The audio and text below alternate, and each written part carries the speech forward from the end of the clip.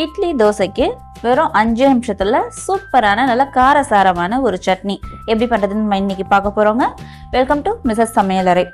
நம்ம சேனலுக்கு இப்பதான் ஃபர்ஸ்ட் டைம் வரீங்கன்னா மறக்காம சப்ஸ்கிரைப் பண்ணிக்கோங்க. வாங்க இந்த சட்னி எப்படி பண்றதுன்னு பார்க்கலாம்.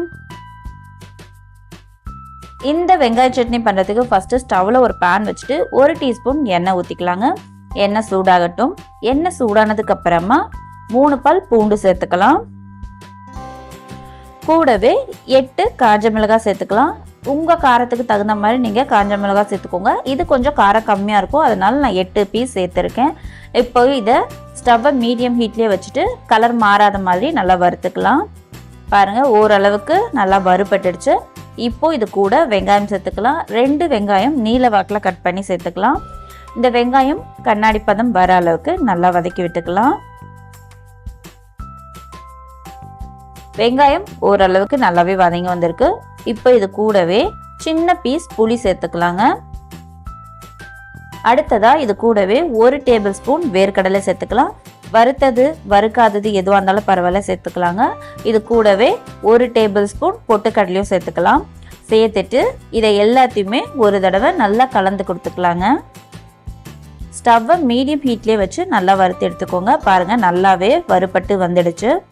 இந்த அளவுக்கு வறுப்பட்டதுக்கு அப்புறமா கொஞ்சமாக ஃப்ரெஷ்ஷான கொத்தமல்லி, கூடவே கொஞ்சமாக புதினா இலைகளும் சேர்த்துக்கலாம். புதினா கொத்தமல்லி சேர்த்ததுக்கு அப்புறமா ஒரு 1 நிமிஷம் போல வதக்கி விட்டாலே போதும். இப்போ ஒரு 1 நிமிஷம் போல நல்லாவே வதக்கி விட்டாச்சு. இப்போ ஸ்டவ் ஆஃப் பண்ணிடலாங்க.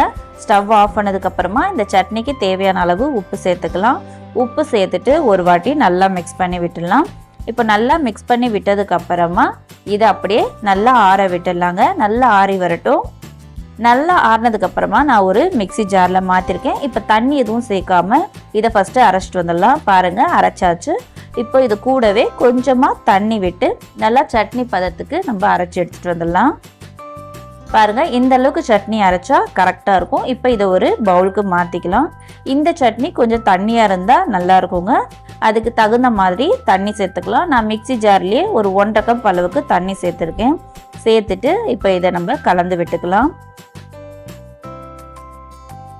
இப்போ சட்னிக்கு எந்த அளவுக்கு திக்னஸ் வேணுமோ அதுக்கேற்ற மாதிரி தண்ணி ஊற்றி மிக்ஸ் பண்ணதுக்கப்புறமா இதுக்கு ஒரு தாளிப்பு கொடுத்துக்கலாம். அதுக்கு ஒரு தாளிப்பு கடாயில் கொஞ்சமாக எண்ணெய் ஊற்றிட்டு 1/2 டீஸ்பூன் கடுகு உளுந்து, 2 காஞ்ச மிளகாய், கொஞ்சமாக கருவேப்பிலை, வாசனைக்கு வேணும்னு பெருங்காயத்தூள் கூட சேர்த்துக்கலாங்க. சேர்த்துட்டு இந்த சட்னியில் சேர்த்துட வேண்டியதுதான். சூப்பரான இட்லி தோசைக்கு ஒரு ஈஸியான சட்னி ரெடி ஆயிடுச்சுங்க. அவ்வளோதாங்க, சூப்பரான ஒரு நல்ல காரசாரமான ஒரு ஈஸியான, அதுவும் வெறும் 5 நிமிஷத்தில் செய்யக்கூடிய சட்னி நம்ம ரெடி பண்ணிட்டோம். அதுவும் இட்லி தோசை கூட இந்த சட்னி கொஞ்சம் தாராளமாக ஊற்றி சாப்பிட்டு பாருங்களேன், செம்ம டேஸ்ட்டாக இருக்கும். இந்த வீடியோ உங்களுக்கு பிடிச்சிருக்கும்னு நினைக்கிறேன். பிடிச்சிருந்தா மறக்காமல் நம்ம சேனலை சப்ஸ்கிரைப் பண்ணிக்கோங்க.